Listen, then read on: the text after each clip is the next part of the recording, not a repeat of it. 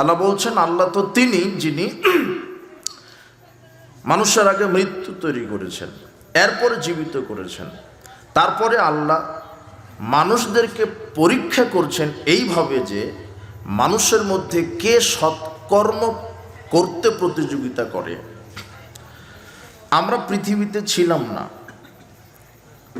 আমরা মৃত অবস্থায় ছিলাম রুহের জগতে, যেটাকে বলা হয় আলমে আরওয়াহ, রুহের জগৎ। কোথায়? দুনিয়াটা যে জগৎ, এরকম একটা জগৎ আমরা সর্বপ্রথম যেটা পার করে এসেছি, মাতৃগর্ভে আসার পূর্বের একটা জগৎ ছিল। মাতৃগর্ভে আমাদের আসার পূর্বে প্রথম যেই জগৎটা ছিল সেটা হলো রুহের জগৎ, আলমে আরওয়াহ, রুহের জগৎ। সেখান থেকে আল্লাহ সুবহানাহু ওয়া তাআলা আমাদেরকে মাতৃগর্ভে প্রবেশ করিয়ে দিলেন। ফি কারারিম মাকিন, আল্লাহ কোরআন মাজিদে বলছেন, সুরক্ষিত জায়গায় তোমাদের রূহটাকে আমি ছেদ করেছিলাম, যেখানে বাহির থেকে কোনো রোগ জীবাণু প্রবেশ করার কোনো ক্ষমতা ছিল না। এত সুন্দরভাবে আমি তোমাকে মাতৃগর্ভে পারফেক্ট করে সেট করেছিলাম, যেখানে পানির সমস্যা ছিল না, রক্তের সমস্যা, তোমার শ্বাস প্রশ্বাস কিভাবে নেবে সব ব্যবস্থা করেছিলাম। সুম্মা নুখরিজুকুম তিফলা, এরপরে তোমার সময় যখন 9 মাস 10 দিন অথবা যখন সময় হয়ে গেল, তখন আমি তোমাকে বাচ্চার আকারে বাহির করেছি। তুমি ছিলে আলমে আরওয়াহ, রুহের জগতে, ওটা প্রথম জগৎ। দ্বিতীয় জগৎ হচ্ছে মায়ের গর্ভ। মায়ের গর্ভে আমি আল্লাহ যতদিন চেয়েছিলাম ততদিন থেকেছ। এরপরে নির্দিষ্ট সময়ে আমি তোমাকে দুনিয়াতে বাহির করেছি। এটা হলো দারুদ দুনিয়া, এটা হলো দুনিয়ার জীবন। তাহলে 3টা জীবনে, এখন 3য় জীবনে আমরা আছি। প্রথম জীবন কি বলেন তো? রূহ। দ্বিতীয় জীবন কোথায় পার করেছি? মায়ের গর্ভ। তৃতীয়টা কোথায় পার করছি? পৃথিবীতে। কতদিন? আবু হুরায়রা রাদিয়াল্লাহু আনহু বলেন, রাসূল সাল্লাল্লাহু আলাইহি ওয়াসাল্লাম বলেছেন, আমারু উম্মতি মা বাইনা 60 ইলা 70, আমার উম্মতের গড় বয়স হবে 60 থেকে 70 বছর গড় বয়স। এরপরে মারা যাবে। কেউ আজকে জন্মগ্রহণ করার পরেই মারা যেতে পারে, কেউ মাতৃগর্ভেই মারা যেতে পারে, কেউ 10, 20, 50, 60, 100 বছরে মারা যেতে পারে। তবে আমার যত উম্মত হবে তার গড় হিসাব করলে 60 থেকে 70 বছর। ওয়াকাল্লুহুম মাইয়াজুজু যালিক, খুব কম সংখ্যক ব্যক্তি 60-70 বছর পার করতে পারবে। এরপরে চলে আসবে মৃত্যু। এরপরে চলে আসবে কি? মৃত্যু। মানুষের এই দুনিয়াবী জীবনকে 4 ভাগে ভাগ করলে দেখা যাবে। 1 ভাগ কৈশোর, যেটা 1 থেকে 16। দ্বিতীয় ভাগ যৌবনকাল, যেটা 16 থেকে 40। তৃতীয় ভাগ পৌরত্ব, 40 থেকে 60। চতুর্থ ভাগ বার্ধক্য, 60 থেকে 70। মূলত মানুষের জীবন কয় ভাগে বিভক্ত? 4 ভাগে। কৈশোর পার করেছেন 1 থেকে 16। 16 থেকে 40-এ যৌবন ছিল। এরপরে 40 থেকে 60 পৌরত্বে চলে এসেছেন। 60 থেকে 70 বার্ধক্য। এখন স্বাভাবিকভাবে মৃত্যু চলে আসবে। এই ব্যাপার আল্লাহ বলছেন, আইনামা তাকুনু ইউদরিকুমুল মাউত, পৃথিবীর মানুষ তোমরা যেখানেই থাকো না কেন, মৃত্যু তোমাদেরকে পাকড়াও করবেই করবে। ওয়ালাউ কুনতুম ফি বুরুজিম মুশাইয়্যিদা, যদিও তোমরা সুদৃঢ় দুর্গে অবস্থান করো, প্রথম আকাশ দ্বিতীয় আকাশে চলে যাও, প্রথম জমিন দ্বিতীয় জমিন 7 জমিনের নিচে চলে যাও, যেখানেই থাকো মৃত্যু তোমাদেরকে পাকড়াও করবেই করবে। এ কথা আল্লাহ সুবহানাহু ওয়া তাআলা কোরআন মাজিদে বললেন। এরপরে বললেন, শোনো, লিকুল্লি উম্মাতিন আজাল, প্রত্যেকটা মানুষের জন্য আমি নির্ধারিত সময় সেট করেছি।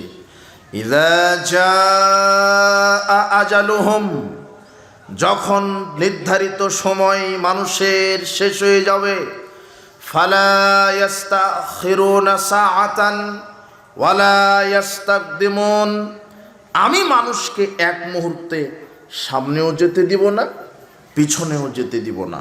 আমি প্রত্যেকটা মানুষের নির্ধারিত সময় সেট করেছি। যখন নির্ধারিত সময় শেষ হয়ে যাবে, 1 সেকেন্ড সামনে যাওয়ার ক্ষমতা নেই, 1 সেকেন্ড পিছনে আসার ক্ষমতা নেই। একটা এক্সপায়ার ডেট আল্লাহ লিখে দিয়েছেন। যখন আপনার মাতৃগর্ভে বয়স 43 4 মাস, যখন আপনার রুহের বয়সটা মাতৃগর্ভে কয় মাস? 4 মাস, তখন আল্লাহ ফেরেশতাকে বললেন আজাল, তার কর্ম লেখো, তার আয়ুষ লেখো, তার আমাল কর্ম লেখো, তার ভালো মন্দ লেখো, কি করবে, জান্নাত জাহান্নাম লিখে দাও। 4টা লেখা আছে, তার মধ্যে আজাল আয়ুষ্কাল লেখা আছে। সেই দিন যদি আপনার তাকদিরে লিখে দেন আল্লাহ যে আপনার পৃথিবীতে থাকার সময় 60 বছর, যখন 60 বছর পূর্ণ হয়েছে, 1 সেকেন্ড আর সামনে যাওয়ার পৃথিবীর কোনো মায়ের বেটার ক্ষমতা নেই। তখন আল্লাহ বলবেন যে মালাকুল মউত, তাকে উঠিয়ে নাও। আপনাকে উদাহরণ দিতে গিয়ে এটা বলি যে আমাদের দেশের যেগুলো ওষুধ কোম্পানি আছে, যখন ওষুধটা তৈরি করে, ওষুধের প্যাকেটেই এক্সপায়ার ডেট লিখে দেয়। কথা বুঝেননি মনে হয় যে এই ওষুধটা 2027 সালের অক্টোবরের 22 তারিখ পর্যন্ত কার্যকর, এরপরে এটা কি বাতিল। তো যিনি ওষুধ জন্ম দিয়েছেন তিনি এর ডেটটা কি লিখে দিয়েছেন। তো আমার জন্মদাতাকে, আমার সৃষ্টিকর্তাকে, আমার জন্মদাতা পিতার মাধ্যমে এসেছি, কিন্তু আমার সৃষ্টিকর্তাকে আল্লাহ। তিনি 4 মাস যখন আমার বয়স মাতৃগর্ভে, তখনই লিখে দিয়েছেন যে তুমি 60 বছর থাকবে, তুমি 80 বছর, তুমি 2 দিন, তুমি 2 ঘন্টা, তুমি 150 বছর থাকবে। যতদিন আল্লাহ লিখে দিয়েছেন অতটুকুনি। ফালা ইস্তাখিরুনা সাআতান ওয়ালা ইস্তাকদিমুন, 1 সেকেন্ড সামনেও যেতে পারবে না, পিছনেও যেতে পারবে না। আল্লাহ সুবহানাহু ওয়া তাআলা বলছেন, কুল ইন্নাল মাউতাল্লাযী তাফিররুনা মিনহু ফাইন্নাহু মুলাকীকুম। মুহাম্মদ সাল্লাল্লাহু আলাইহি ওয়াসাল্লাম, আপনি বলেন, মানুষ কি মৃত্যু থেকে পলায়ন করতে চায়? মানুষ কি মৃত্যু থেকে বাঁচতে চায়? মৃত্যু সাক্ষাৎ করবেই করবে মানুষের সাথে। ওয়ামা কানা লিনাফসিন আন তামুতা ইল্লা বিইذনিল্লাহ, কোন মানুষ, কোন প্রাণী আল্লাহর অনুমতি ছাড়া, আল্লাহর আদেশ ছাড়া মৃত্যুবরণ করে না। কিতাবাম মুআজ্জালা, কোথায়, কোন সময়, কিভাবে, কার মাধ্যমে, কি কারণে, কোন সময়ে, দিনে রাতে, কিভাবে মারা যাবে, সব আল্লাহ লিপিবদ্ধ করেছেন। এত কিছু আল্লাহ মৃত্যুর ব্যাপারে বললেন। এরপরে আবার সর্বশেষ চূড়ান্তভাবে বললেন, ইন্নাল্লাহা ইনদাহু ইলমুস সাআ, নিশ্চয়ই 5টা জিনিস এর জ্ঞান আল্লাহর নিকটে রয়েছে, পৃথিবীর কোনো মানুষের নিকটে নেই, কোনো পীরের নিকটে নেই, কোনো আলেমের নিকটে নেই। 5টি জিনিসের জ্ঞান পৃথিবীর কোনো নবী রাসূলের নিকটে নেই। শুধু 5টি বিষয়ের জ্ঞান, এমন 5টি বিষয়, যেই 5টি বিষয় আল্লাহ ছাড়া পৃথিবীর কারো জানা নেই। 1, কিয়ামত কবে হবে, এটা কেউ জানে না, জানে কে? 2, ইউনাজ্জিলুল গায়জ, বৃষ্টি কখন, কোথায়, কি পরিমাণ হবে, কেউ জানে না, জানে কে? 3, ইয়ালামু মা ফিল আরহাম, মাতৃগর্ভে কি আছে এটা কেউ জানে না। আপনি বলবেন কি বলছেন হুজুর, এটা ডিজিটাল যুগ, মাতৃগর্ভে ছেলে না মেয়ে আমরা সব বুঝতে পারি। জি না, আপনি ভুল বুঝেছেন। এটা এইভাবে বলা হয় না। আল্লাহ বলছেন, আরে ছেলে মেয়ে না হয় জানলে, কিন্তু ও পৃথিবীতে এসে কি খাবে, কি করবে, এটা তো তুমি জানো না। ও কি ফেরেশতা হবে নাকি শয়তান হবে, এটা তো তুমি জানো না। ও কি মাস্টার হবে না রিক্সাওয়ালা, ঠেলাওয়ালা, দিনমজুর হবে, এটা তো জানো না। ও কি এমপি হবে না ভিক্ষুক হবে, এটা তো জানো না। কে জানে? আল্লাহ। ইয়ালামু মা ফিল আরহাম, মাতৃগর্ভে কি আছে একমাত্র আল্লাহ জানে। 4, মানুষ আগামীকাল কোথায় কি কাজ করবে। ওমা তাদরি নাফসুম মাযা তাকসিবু গাদা, মানুষ আগামীকাল কোথায় কি কাজ করবে এটা মানুষ জানে না। আপনি নিয়ত করেছেন আগামীকাল চট্টগ্রামে যাব সকাল 10টার ফ্লাইটে, কিন্তু আপনার চাওয়া চাওয়া নয়, কার চাওয়া চাওয়া? ছেলে অসুস্থ, হসপিটালে নিয়ে যেতে হবে, ফ্লাইট বাতিল। কথা বুঝেননি মনে হয়? তাহলে আগামীকাল আপনি কি করবেন, কি খাবেন, কোথায় যাবেন, এটা কার বিধানে চলছে? আল্লাহর বিধান। ওমা তাদরি নাফসুম বিআইয়ি আরদিন তামুত। 5 নম্বর বিষয় হচ্ছে মানুষ কোথায়, কোন সময়ে, কোন জমিনে কিভাবে মারা যাবে, এটা পৃথিবীর কোনো পীর, দরবেশ, ওলিয়া উলিয়া, গাউস, কুতুব, আলেম, নবী কেউ জানে না। একমাত্র কে জানে? আল্লাহ। তিনি জানেন চূড়ান্ত। আর এই মৃত্যু আপনাকে পাকড়াও করবেই। হে যুবক, তুমি মৃত্যু থেকে বাঁচার চেষ্টা করছো, তুমি বোকামি করছো। সারা পৃথিবীর সব মানুষ যদি চেষ্টা করে, মৃত্যু থেকে বাঁচার কোনো পথ নেই। যেটা থেকে তুমি বাঁচতে পারবে সেটা থেকে বাঁচতে চাচ্ছ না। আল্লাহ বলছেন কু আনফুসাকুম, তুমি জাহান্নাম থেকে বাঁচতে চাও। জাহান্নাম থেকে কি যাওয়া যায়? জাহান্নাম থেকে বাঁচতে চাওয়া যায়, জাহান্নাম থেকে বেঁচে থাকতে চাওয়া যায়, কবরের শাস্তি থেকে বাঁচা যায়, জাহান্নাম থেকে বাঁচা যায়। কিন্তু মানুষ জাহান্নাম থেকে বাঁচতে চায় না, কবরের শাস্তি থেকে বাঁচতে চায় না।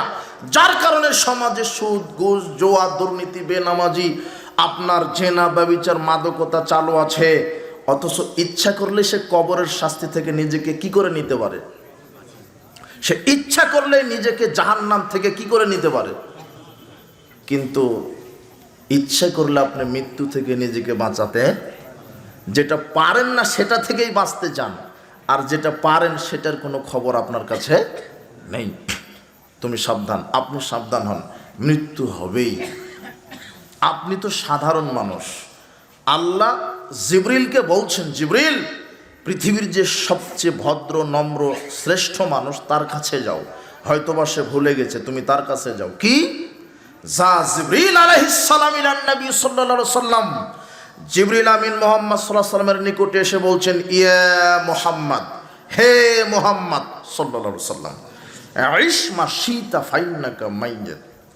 আপনি তো জীবনযাপন করছেন, আপনি তো রাজনীতি, অর্থনীতি চালান, সমাজনীতি করেন, শিক্ষানীতি চালান, আপনি তো সালাত, সিয়াম, হজ, যাকাত আদায় করেন, আপনি তো জীবনযাপন করছেন।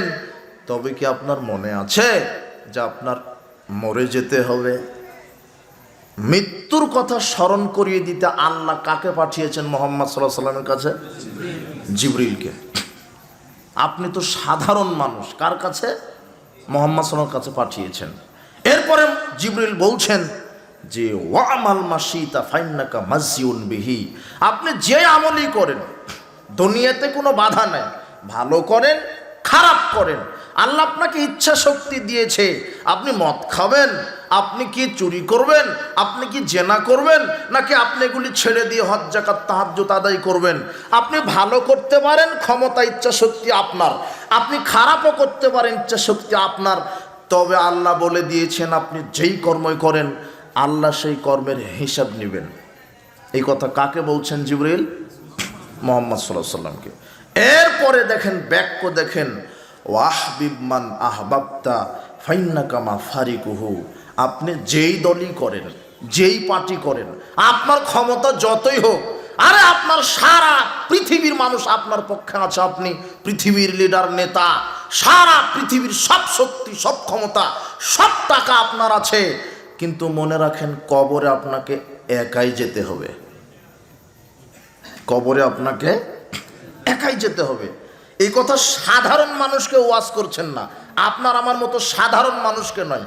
আল্লাহ কাকে ওয়াজ করে শোনাচ্ছেন?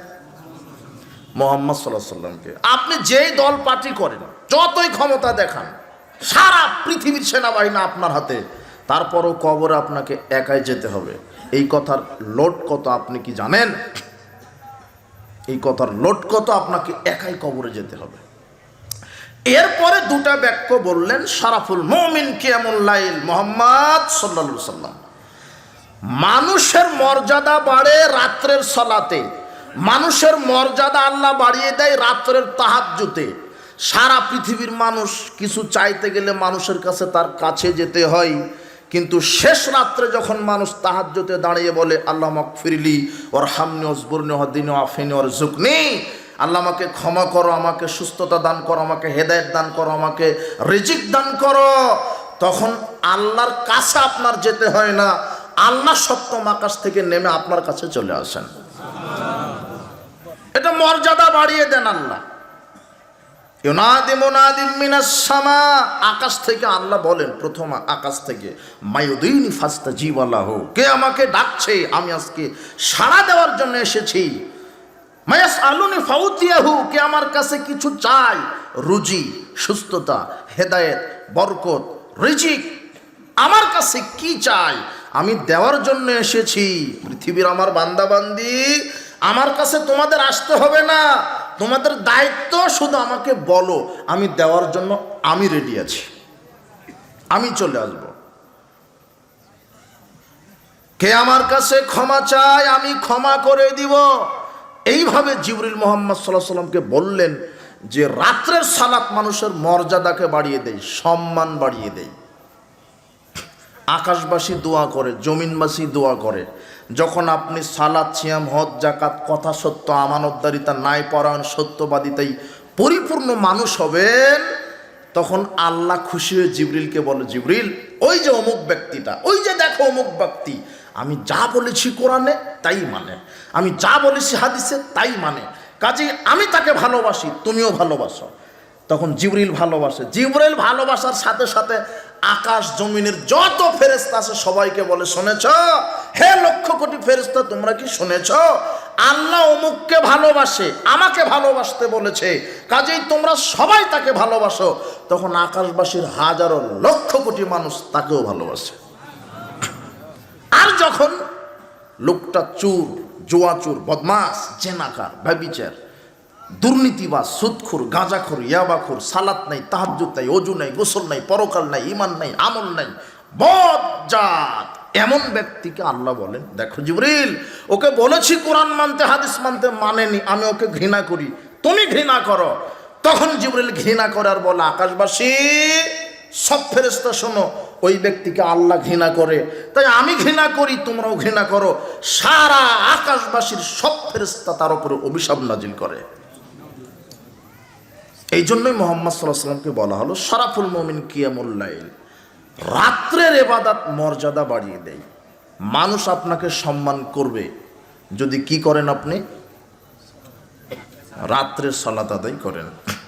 রাসূল সাল্লাল্লাহু আলাইহি ওয়াসাল্লাম বলছেন, ইন্না ফিল জান্নাতি গোরাফান, জান্নাতে একটা সুন্দর প্রাসাদ আছে, ইউরা জাহিরুহা মিন বাতিনহা বাতিনুহা মিন জাহিরিহা, যার ভিতর বাহির সব দেখা যায়, টকটকে ঝকঝকে জান্নাত।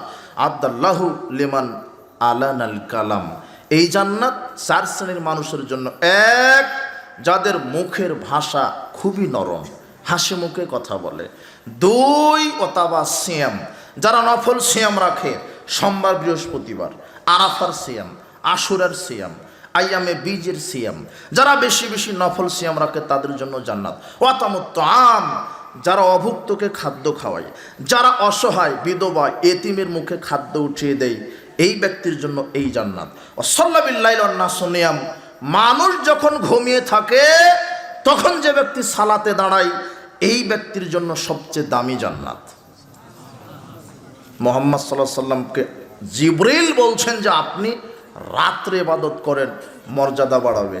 মুহাম্মদ সাল্লাল্লাহু আলাইহি সাল্লামের এত মর্যাদা, পৃথিবীর সব মুসলিম দেশে সব মুসলমান আজানের সময়তে বলে আশহাদু আন্না মুহাম্মাদার, সারা পৃথিবী। ওয়ারাফা'না লাকা যিকরাক, আল্লাহ বলছেন আমি তোমার মর্যাদাকে সারা পৃথিবী ছড়িয়ে দিয়েছি। সুবহানাল্লাহ। এই যে দেখেন,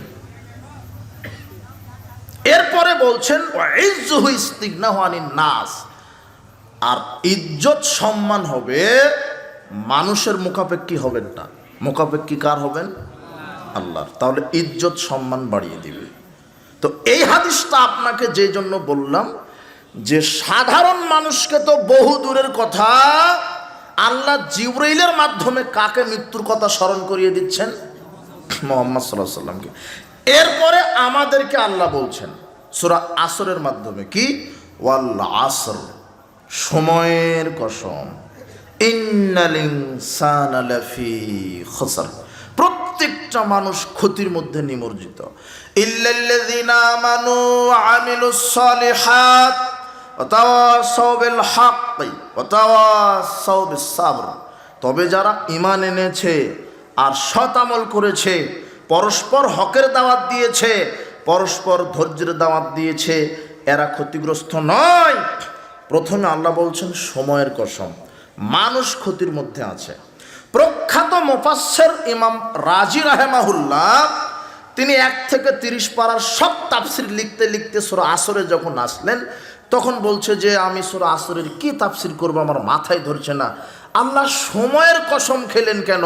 সময়ের কসম খেলেন কেন? সময়ের কসম খেয়ে আল্লাহ কি বোঝাতে চাইলেন? তো তিনি এইভাবে চিন্তা ভাবনা করছে আর রাস্তা দিয়ে হাঁটছে, চিন্তা ভাবনা করছে, রাস্তা দিয়ে হাঁটছে। দেখে একজন বরফ বিক্রেতা বরফ বিক্রি করছে আর চিল্লাচ্ছে এইভাবে, ইরহামু মাইয়াদুবু রাসু মালিহি, সমাজের লোকেরা তোমরা ওই ব্যক্তির উপরে রহম করো যার পুঁজি গলে যায়, তোমরা ওই ব্যক্তির উপরে রহম করো যার পুঁজি গলে যায়। মানে লোকটা বরফ বিক্রেতা টাকা দিয়ে বরফ কিনেছে, সূর্যের তাপে বাষ্প হয়ে বরফ গলে যাচ্ছে, টাকাটা কার ভিতরে ইনভেস্ট করেছে? বরফের ভিতরে। বরফ গলে যাচ্ছে মানে তার টাকাটা কি হয়ে যাচ্ছে? গলে গেলে কি আপনি কিনবেন? এই জন্য বরফ বিক্রেতা বলছে সর্বনাশ, এই বরফ গলার পূর্বেই তোমরা বরফটা কিনে নাও, বরফ খেয়ে তোমরাও বাঁচো, আমি কিছু টাকা পেয়ে লাভ করে আমিও জীবনযাপন করি, তাই বরফ গলার পূর্বেই কাজ করো। তখন ইমাম রাজি রাহিমাহুল্লাহ বলছেন, হ্যাঁ হ্যাঁ হ্যাঁ, আমি সূরা আসরের ব্যাখ্যা পেয়ে গেছি।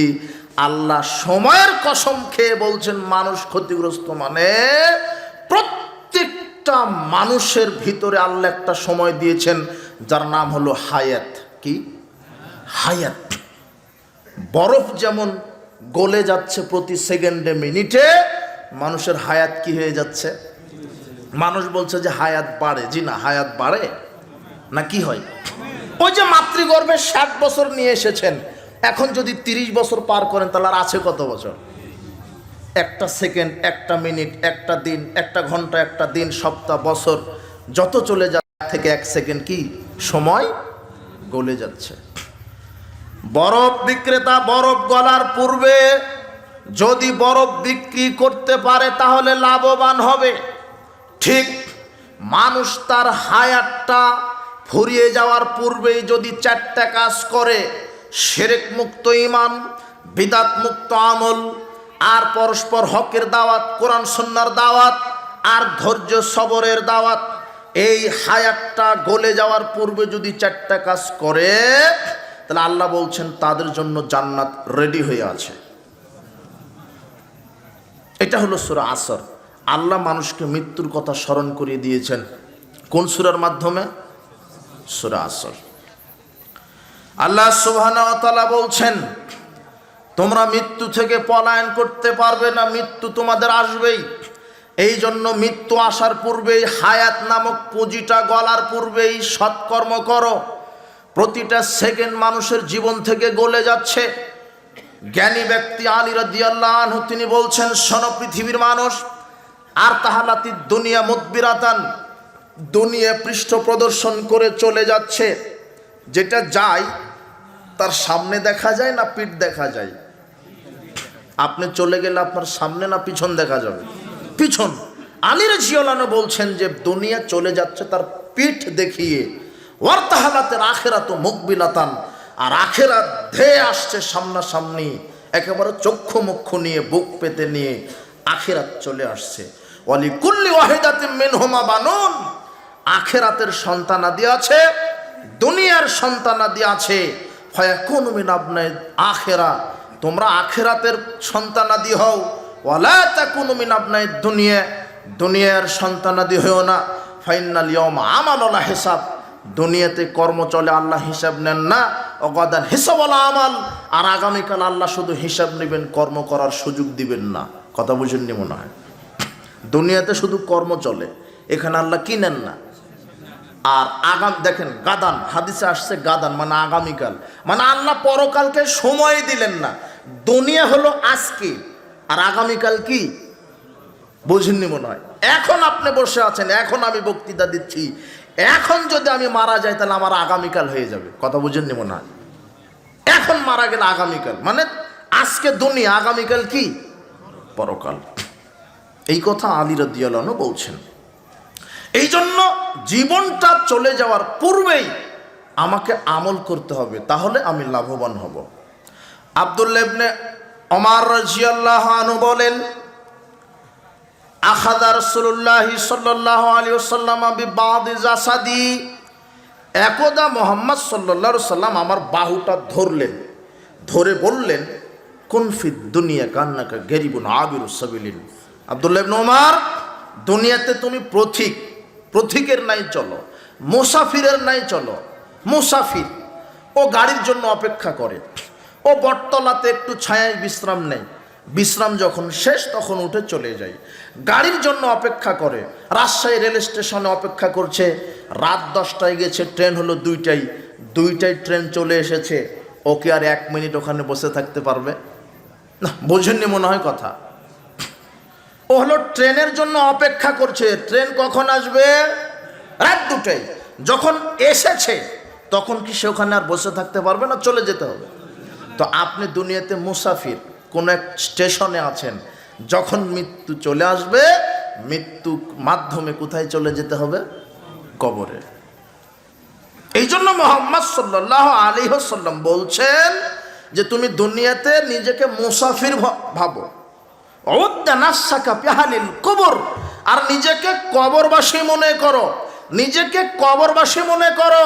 শোনো, ইজা আসবাহতা ফালা তুহাদ্দিস নাফসাকা বিল মাসাই, যখন সকাল করবে সন্ধ্যা পর্যন্ত বেঁচে থাকার আশা করো না। ওই আমসাইতা ফালা তুহাদ্দিস নাফসাকা বিস সাবাহ, আর যখন সন্ধ্যা করবে সকাল পর্যন্ত বেঁচে থাকার আশা করো না। শোনো, খুজমিন সিহাতিকা কাবলা সাকামিক, তোমার অসুস্থতা আসার পূর্বে সুস্থতাকে মূল্যায়ন করো। ও হায়াতাকা কাবলা মাউতিক, মৃত্যু আসার পূর্বে নিজের জীবনকে মূল্যায়ন করো। আব্দুল্লাহ ইবনে ওমর রাদিয়াল্লাহু আনহু বলেন, কুনতু মা রাসূলিল্লাহি সাল্লাল্লাহু আলাইহি ওয়াসাল্লাম, আমি রাসূল সাল্লাল্লাহু আলাইহি ওয়াসাল্লামের সাথে ছিলাম। ফাজাহু রাজুলুম মিনাল আনসার, একদা আনসার গোত্রের এক ব্যক্তি আসলেন। ফাসাল্লামা আলান নবী সাল্লাল্লাহু আলাইহি ওয়াসাল্লাম, রাসূল সাল্লাল্লাহু আলাইহি ওয়াসাল্লামের উপরে সালাম পেশ করলেন। সুম্মা ক্বাল, এরপরে বললেন, আইয়ুল মুমিনিনা আফদাল, আল্লাহর নবী সর্বশ্রেষ্ঠ মুমিন মানুষকে? নবী করিম সাল্লাল্লাহু আলাইহি ওয়াসাল্লাম বললেন, আহসানুহুম খুলুকান, যার চরিত্র সুন্দর, যার চরিত্র সুন্দর সে হলো শ্রেষ্ঠ মানুষ। মুহাম্মদ সাল্লাল্লাহু আলাইহি ওয়াসাল্লাম বলছেন যে ওয়াবিবাইতিন আলাল জান্নাহ, ওই ব্যক্তির জন্য জান্নাতুল ফেরদাউস তো থাকবে, ফেরদাউসের মধ্যে সবচেয়ে যেটা উচ্চ মাকাম, ওই ব্যক্তির জন্য রেডি আছে যার আখলাক চরিত্র সুন্দর। সবচেয়ে দামি জান্নাতে থাকবে কে? যার চরিত্র, আখলাক, স্বভাব সুন্দর, এই ব্যক্তির জন্য সবচেয়ে দামি জান্নাত। এজন্য মুহাম্মদ সাল্লাল্লাহু আলাইহি ওয়াসাল্লাম বললেন, সর্বশ্রেষ্ঠ মানুষ কোন মানুষ? যার চরিত্র সুন্দর। আখলাক যে কোনো মূল্যে ভালো করতে হবে, নাহলে সালাত সিয়াম হজ যাকাত দিয়ে জান্নাত হবে না। এরপরে লোকটি জিজ্ঞাসা করলেন, আইয়ুল মুমিনিনা আকিয়াসু, সবচেয়ে বুদ্ধিমান মানুষকে, সবচেয়ে বুদ্ধিমান ব্যক্তিকে? তখন তিনি বললেন, আকসারুহুম লিল মাউতি যিকরান, যে ব্যক্তি বেশি বেশি মৃত্যুকে স্মরণ করে, যে ব্যক্তি বেশি বেশি মৃত্যুকে স্মরণ করে। আর কি করে? ওয়াহসানাহুম লামা বাদাহু ইস্তিদাদান, আর মৃত্যুর জন্য নিজেকে রেডি, প্রস্তুত রাখে। আপনি কি রেডি মৃত্যুর জন্য? জি না। আপনাকে বলা হচ্ছে দাড়িটা ছেড়ে দেন, তখন বলছে মেয়েকে বিবাহ দিলাম না। আপনাকে বলা হচ্ছে যে এখন সালাতের ওয়াক্ত হয়েছে, এখন এশা পড়তে হবে, এখন তওবা করে এশা পড়েন, বলছে যে হুজুর রমাদান থেকে ধরবো, মানে ও চ্যালেঞ্জ করছে রমাদান পর্যন্ত বেঁচে থাকবে। বুঝিনি মনে হয় আমার কথা।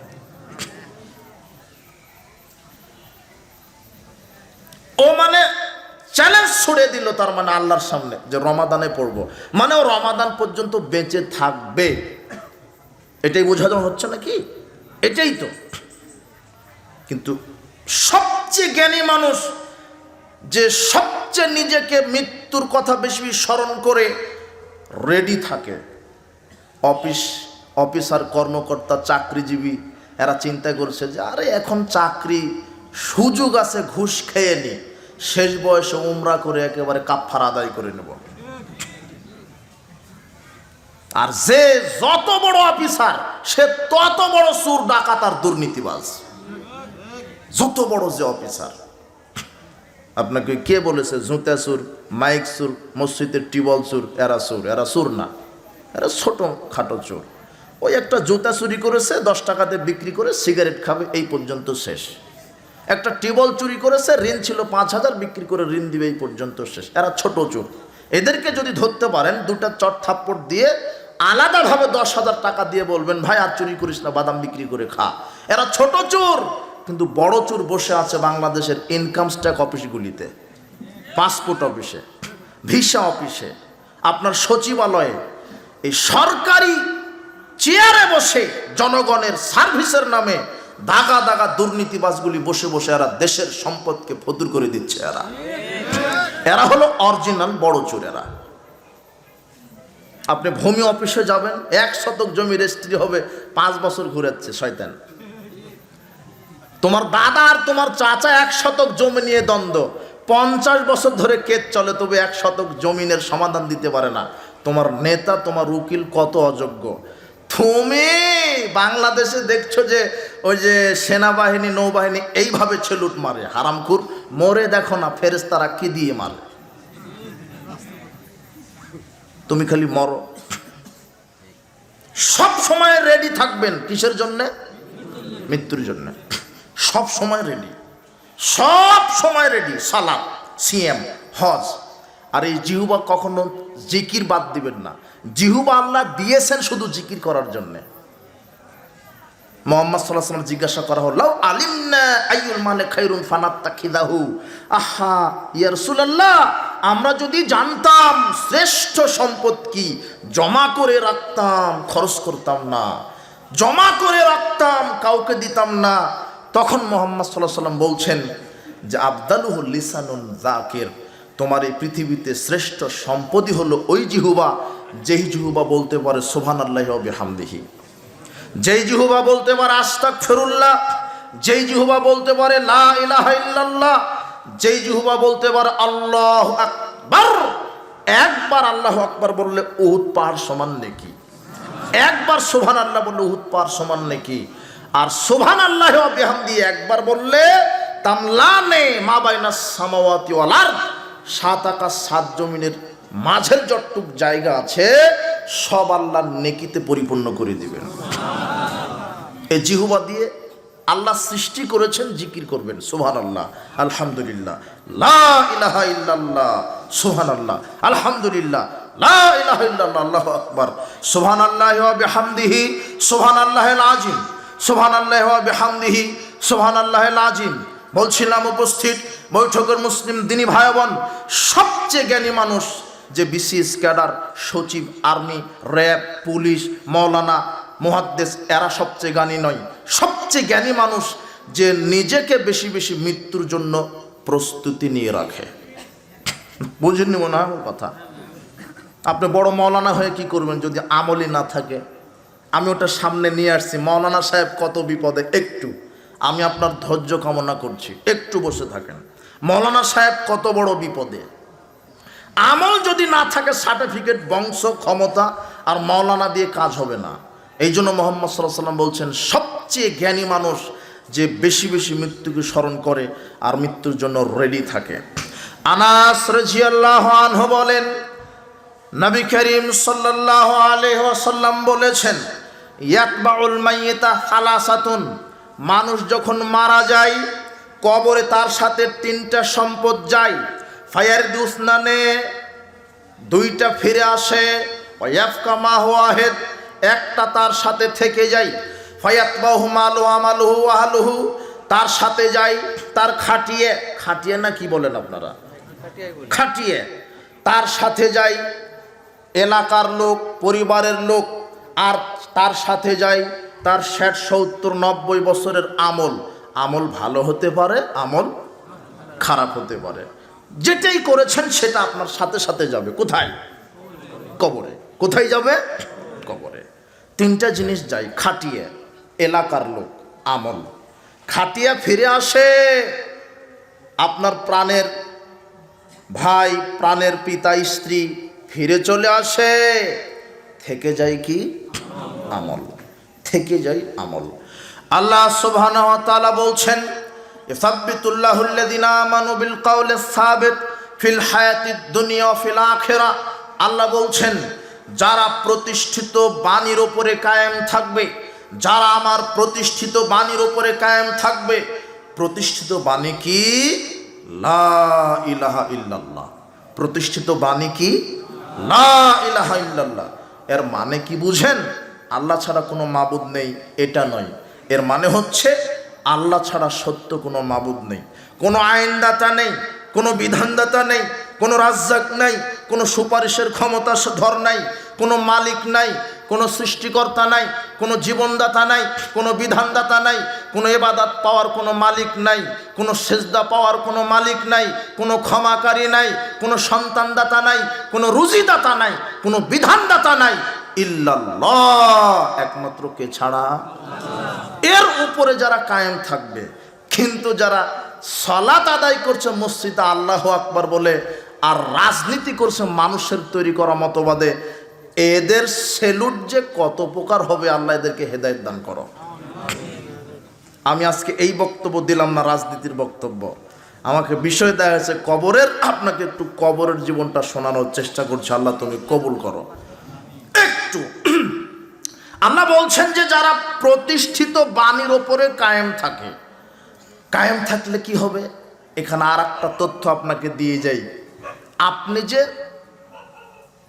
বুদ্ধির পর থেকে এই পর্যন্ত বলছেন আস্তাগফিরুল্লাহিল্লাযী লা ইলাহা ইল্লা হুয়াল হাইয়ুল কাইয়্যুম ওয়া আতুবু ইলাইহি, আল্লাহ আমি তোমার কাছে ক্ষমা চাই, তুমি হলো সেই আল্লাহ যিনি হাইয়ুল কাইয়্যুম, চিরঞ্জীব, চিরবিদ্যমান, তোমার কাছে ফিরে যেতে চাই, আল্লাহ আমি তওবা করছি, পাপ ক্ষমা করো। আপনি কি নিশ্চিত যে আপনার পাপ ক্ষমা হয়েছে? কিন্তু পৃথিবীর প্রত্যেকটা মানুষ এই পৃথিবীতেই নিশ্চিত হবে যে তার পাপ ক্ষমা হয়েছে কি হয়নি, এটা নিশ্চিত হবে। কিন্তু কেউ এই অভিজ্ঞতা কাউকে শেয়ার করার সুযোগ পাবে না। এক মিনিট বুঝেন, আপনিও বুঝতে পারবেন যে আপনার ইবাদত, আপনার তওবা কবুল হয়েছে কি হয়নি। পৃথিবীর সব মানুষ বুঝতে পারবে যে আমার ইবাদত কবুল হয়েছে, আমার তওবা কবুল হয়েছে নাকি হয়নি। কোন সময়? দেখেন আল্লাহ বলছেন সূরা হামিম সাজদা 30-31 আয়াত, ইন্নাল্লাযীনা ক্বালু রাব্বুনাল্লাহ, নিশ্চয়ই যারা বলে আমাদের প্রতিপালক আল্লাহ, সুম্মাস্তাকামু, এরপরে তার বিধানের উপরে অটল থাকে, তাতানাজ্জালু আলাইহিমুল মালাইকা, আল্লাহ কাতারে কাতারে তার জন্য ফেরেশতা প্রেরণ করেন মৃত্যুর সময়। কোন সময়? মৃত্যুর সময়। যেই ব্যক্তিটা আল্লাহর কোরআন সুন্নাহ মেনে সার্বিক জীবন পরিচালনা করেছে, সালাত যার বিধানে করেছে, রাজনীতি তার বিধানে করেছে, হজ যার বিধানে করেছে, অর্থনীতি তার বিধানে করেছে, খেয়েছে যার বিধানে, ঘুমিয়েছে তার বিধানে, আপনার হজ করেছে যার বিধানে, শিক্ষানীতি চালিয়েছে তার বিধানে। শুধু মানুষ যারা মসজিদ মাদ্রাসায় আল্লাহকে মানেনি, স্কুল কলেজে মেনেছে, অর্থনীতি, সমাজনীতি, রাজনীতিতে মেনেছে, সার্বিক জীবনে যারা আল্লাহর বিধানের উপরে কায়েম থেকেছে, আল্লাহ ওই ব্যক্তির মৃত্যুর সময় আকাশ থেকে লক্ষ লক্ষ ফেরেশতা পাঠিয়ে দিবেন। তারা এসেই একেবারে টাটকা জীবিত মানুষকে বলবেন, আবশির বিল্লাযী, তুমি সুসংবাদ গ্রহণ করো। কিসের? জান্নাতের।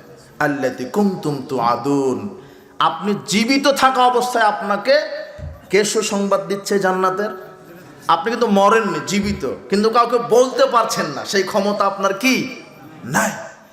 যখন আপনি বলবেন যে আল্লাহর পক্ষ থেকে ফেরেশতা এসে আমাকে সুসংবাদ দিচ্ছে, তখন আপনি মনে করে নেবেন আমার সালাত, সিয়াম, তওবা সব কি হয়েছে, কবুল হয়েছে। আবার সূরা আনামের মধ্যে বলছেন যে এক শ্রেণীর মুমূর্ষ ব্যক্তির নিকটে ফেরেশতা আসে কাতারে কাতারে, তারা এসেই তার গালে তার পিঠরে চড়াতে থাকে। কথা বুঝেননি মনে হয়? জীবিত আছেন আপনি, আপনাকে চড়াচ্ছে, আপনি ছটফট ছটফট করছেন কিন্তু বলতে পারছেন না, কিন্তু মার দিচ্ছে কে? মারা যাননি, মারা যাওয়ার পূর্বেই চড় থাপ্পড়, তাহলে গেলে কি হবে?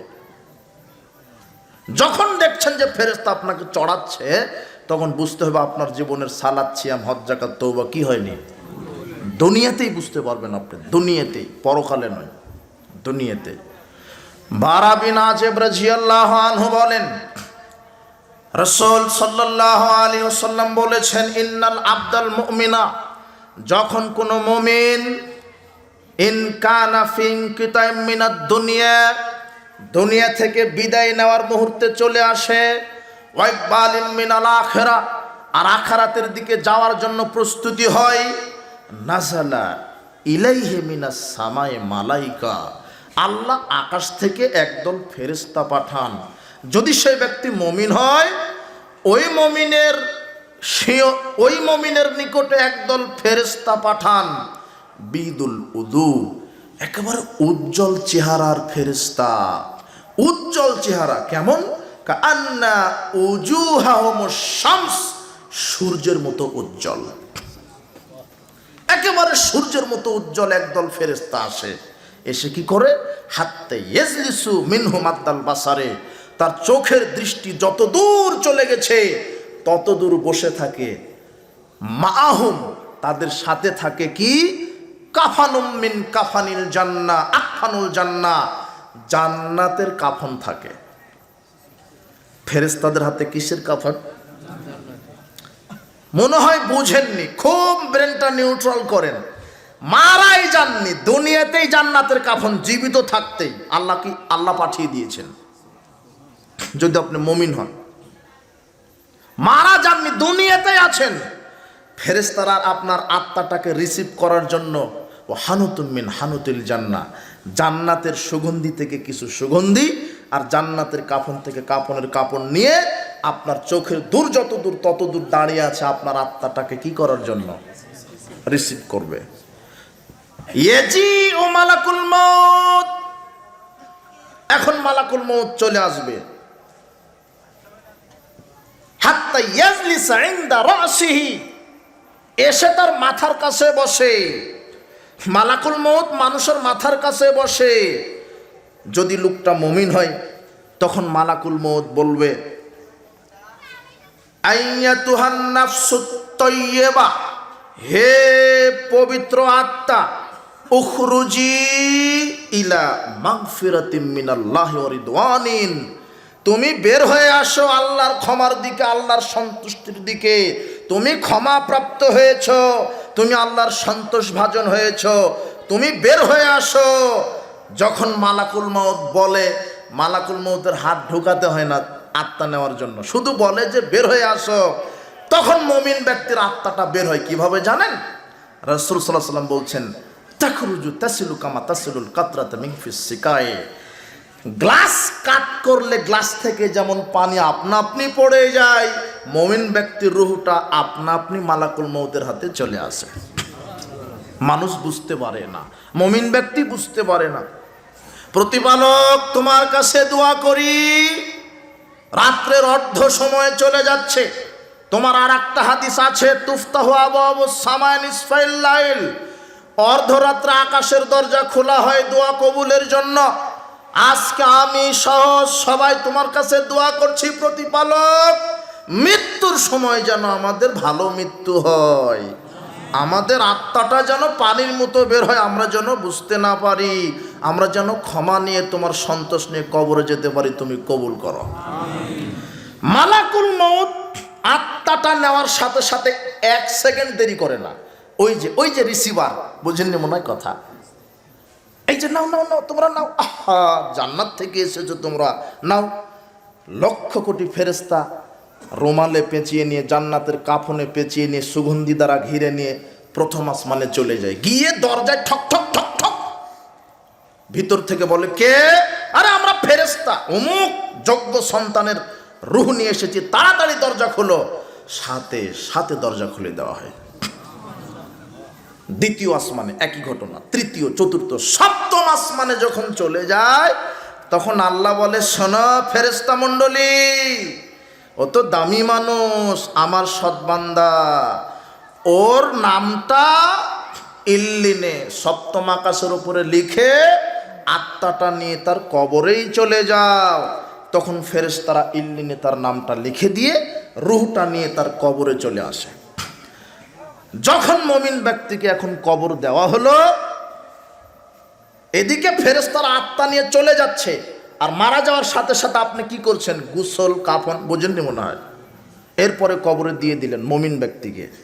দেওয়ার সাথে সাথে বলছেন, নবী করিম সাল্লাল্লাহু আলাইহি ওয়াসাল্লাম বলছেন, তু আদু রূহুহু ফি জাসাদিহি, কবরে শুয়ে দেওয়ার সাথে সাথে আল্লাহ তার দেহে আত্মাটাকে ফেরত দেন। আতাহু মালাকানে, সঙ্গে সঙ্গে দুজন ফেরেশতা চলে আসেন। ফায়ুজ লিসানিহি, তাকে উঠিয়ে বসান। ফায়া কোলানে, দুজন ফেরেশতা তাকে প্রথম জিজ্ঞাসা করে, মান রব্বুকা, তোমার প্রতিপালককে। ফাম্মাল মুমিন, যদি লোকটা মুমিন হয় তখন বলে রব্বি আল্লাহ, আমার প্রতিপালক আল্লাহ। মা দিনুকা, দ্বিতীয় প্রশ্ন, তোমার দিন কি?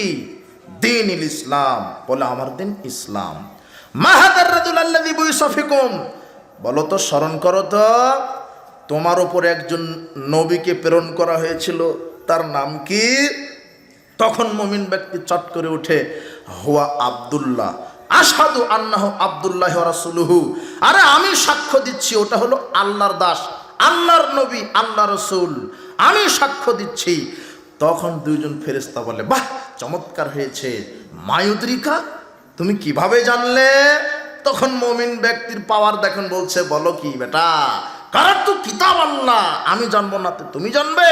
আমি দুনিয়াতে আল্লাহর কিতাব পড়েছি, ফামানতু বিহি ফাসাদদাকতু ফাদালে, আরে আমি শুধু ঈমান আনিনি, কর্মে বাস্তবায়ন করেছি, আল্লাহর কোরআন হাদিস কর্মে বাস্তবায়ন করেছি। তখন আল্লাহ আরশ থেকে বলবে, আয় ফেরেশতা মণ্ডলী, আং সাদাকা আব্দি, আমার বান্দা সত্য বলেছে, এখন কি করবে? ফাফরিশুহু মিনাল জান্নাহ, কবরেই জান্নাতের বিছানা বিছিয়ে দাও। ওয়াল বিসহু মিনাল জান্নাহ, জান্নাতের পোশাক কবরেই পরিয়ে দাও। ওয়াফতাহু লাহু বাবান ইলাল জান্নাহ, শোনো, কবরে একটা দরজা খুলে দাও, যাতে কবর থেকে জান্নাতের সব নিয়ামত দেখতে পায়, সব নিয়ামত দেখতে পায়। এই পরিবেশ যখন করা হবে, ইয়াতিহি রাজুলুন, এক ব্যক্তি চলে আসে। ফেরেশতারা এই পরিবেশগুলি করে দিতে দিতে একটা ব্যক্তি চলে আসে।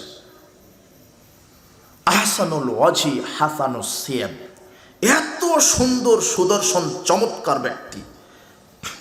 এসে বলে, আবশির বিল্লাযী ইয়াসুররুকা হাদা ইয়াউমুকা আল্লাযী কুনতা তুআদু, আপনি সুসংবাদ গ্রহণ করেন, এই দিনের সুসংবাদে আল্লাহ দিয়েছেন যে ভালো কাজ করলে জান্নাত। তখন কবরবাসী জিজ্ঞাসা করে, মান আনতা, এই তুমি কে? তুমি কে? এই সময় তুমি কে? তো বলছে, তখন ওই লোকটা বলবে যে আনা আমালুকা সালেহ, ওই যে তুমি দুনিয়াতে 60-70 বছর বেঁচেছিলে, যত দান সাদকা তাহাজ্জুদ সিয়াম সালাত সত্য কথা আমানতদারিতা ন্যায়বান যা যত আমল করেছো, তোমার সব সৎ আমল আমি নিজেই তোমাকে আজকে জান্নাতের সুসংবাদ দিতে এসেছি। এটা হলো মুমিন জীবন, মুমিন ব্যক্তির কবরের জীবন চলে গেল। এরপরে দেখেন, ফাম্মাল মুনাফিকুল কাফের, যারা মুনাফিক এবং কি কাফের, এবার তাদের কবরের জীবন। এদের কাছে মুনাফিক কাফেরকে ফেরেশতারা চড়াতে থাকেন। সময় সংকীর্ণ, হাদিসের ইবারতের দিকে নয়, আপনি একটু ধৈর্য ধরেন। সুদুল উজুহ, কালো চেহারার ফেরেশতা। মুমিন ব্যক্তির কাছে কি ফেরেশতা এসেছিল? উজ্জ্বল, মনে আছে তাই না? কাফের, ফাজের, মোনাফেক, মুশরিক, বেনামাজি, মদখুর, গাঁজাখুর, ইয়াবাখুর, মিথ্যুক, জালেম, স্বৈরাচার, এদের কাছে আসবে কালো চেহারার ফেরেশতা। এসেই কি শুরু করে দিবে? চল সূরা আনামের বিষয়গুলি দেখে নেবেন। চড়াতে চড়াতে ইয়াজিউ মালাকুল মাউত, মালাকুল মাউত চলে আসবে, তার মাথার পাশে বসবে, বসে বলবে আইয়াতুন নাফসিল খাবিস, হে অপবিত্র আত্মা বের হও। আত্মা বের হতে চাইবে না। তখন মালাকুল মউত, ওই যে চটের বস্তা চিনেন কিনা আপনি, তো রাজশাহীর মানুষ, চটের বস্তা মানে কি, এই যে পাতের সালার বস্তা, সালার বস্তার উপরে যেমন লোহার আঁকড়া দিয়ে এভাবে টানলে যেমন চিরচির চিরচির করে টেনে চলে আসে, মালাকুল মউত ওইভাবে তার হাত দিয়ে এইভাবে আত্মাটা বাহির করবে, মনে হচ্ছে যেন কেটে লবণ লাগিয়ে দেওয়া হয়েছে। সে ছটফট ছটফট করবে, এইভাবে বাহির করে দুর্গন্ধ আত্মা সঙ্গে